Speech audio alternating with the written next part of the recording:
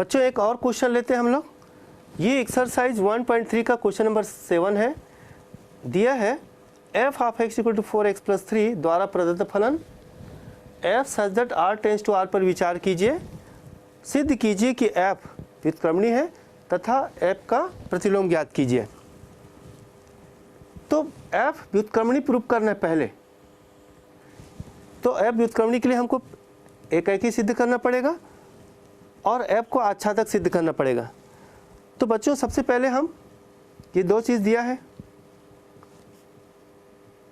क्या क्या दिया है, f of x equal to 4x plus 3 और ये परिभाषित है r से r में।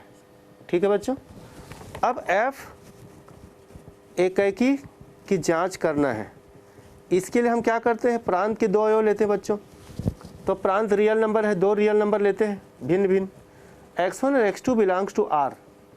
तो यहाँ पर समझना होगा इसके प्रांत और सहप्रांत दोनों रियल नंबर हैं। ठीक है, लेकिन हम यहाँ पर ले रहे हैं प्रांत ले रहे हैं। ठीक है, ये दो स्वेच्छ अवयव हैं और हम ये मान लेते हैं जबकि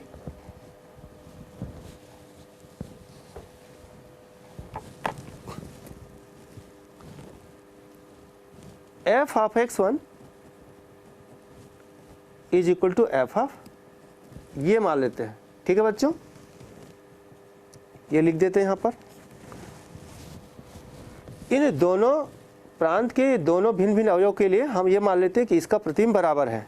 अब हमको दिखाना होगा कि क्या अवयव भी बराबर हैं। तो चलिए इसको हल करते हैं। f ऑफ x1 कहाँ से मिलेगा बच्चों, आपके दिए गए फलन से। तो x की जगह में x1 रख दीजिए, तो 4x1 plus 3 is equal to f of x2 के लिए 4x2 प्लस 3। सिंप्लीफाई करें, क्या हो जाएगा बच्चों, ये 4x1 is equal to 4x2। फिर सरल कीजिए, x1 is equal to x2। क्या मिला, स्पष्ट हो गया। देयरफॉर जब हमने f of x1 is equal to f of x2 लिया तो हमको क्या प्राप्ति मिला, x1 is equal to x2। ठीक है बच्चों, एकाएकी होने का शर्त दिख रहा है कि जब भी f of x1 is equal to f of x2 there implies x1 is equal to x2। इसका मतलब आपको क्या मिला, f एकाएकी है।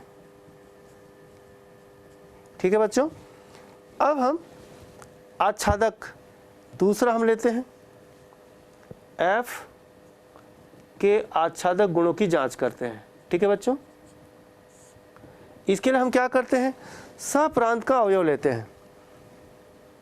तो माना y बिलोंग्स टू सहप्रांत।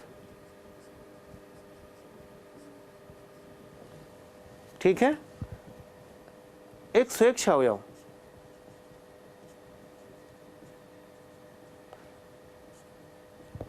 इस प्रकार लेते हैं कि y is equal to f of x।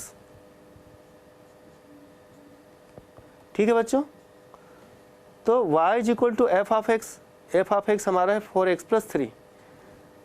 इसमें हम x का मान y के पदों में निकालते हैं। तो 4x is equal to y minus 3, then x is equal to y minus 3/4। अब हम यहाँ पर समझाते हैं, समझाने का प्रयास करते हैं कि क्या प्रत्येक y बिलोंग्स टू r यानी सहप्रांत के लिए x का एक अद्वितीय मान प्राप्त हो रहा है कि नहीं हो रहा है, ये हम देखते हैं। तो इसको हम इस तरीके से भी समझा सकते हैं कि यदि x is equal to y minus 3/4 there implies f of this is equal to f of this होना चाहिए। ठीक है बच्चों, हम क्या कर दें, x इक्वल टू दिस, तो हम इसको लिख सकते हैं f of x equal to f of this.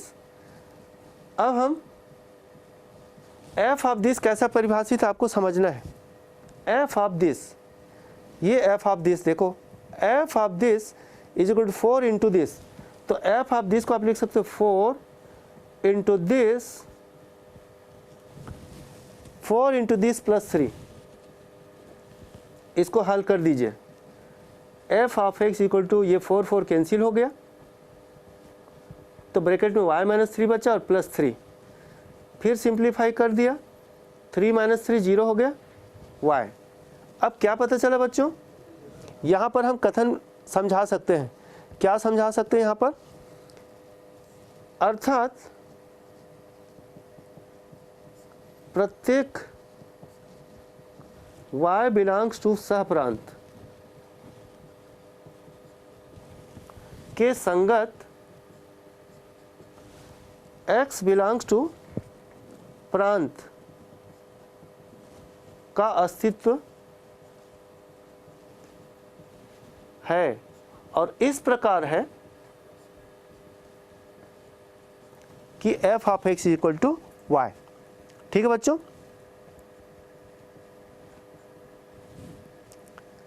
इसका मतलब क्या हुआ, therefore f such that r tends to r क्या है, व्युत्क्रमणीय है।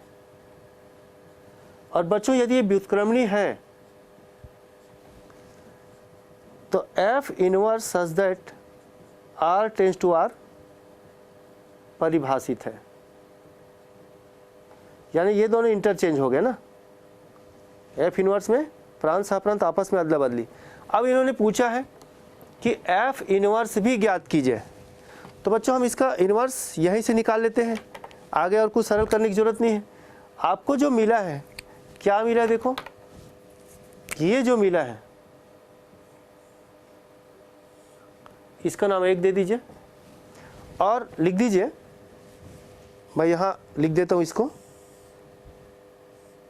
इसके बाद समीकरण 1 में x को f इनवर्स y से प्रतिस्थापित करने पर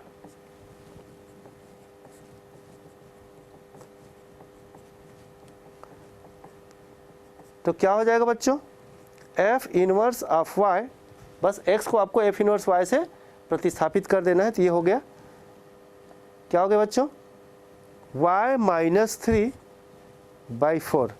तो ये जो है, और लिख सकते हैं फॉर ऑल क्या हो जाएगा, y बिलोंग्स टू r। ठीक है बच्चों, for all y belongs to r। ठीक है, तो इसका जो प्रांत है ये है। तो इस प्रकार से हम इनवर्स निकाल सकते हैं। नोट करेंगे बच्चों।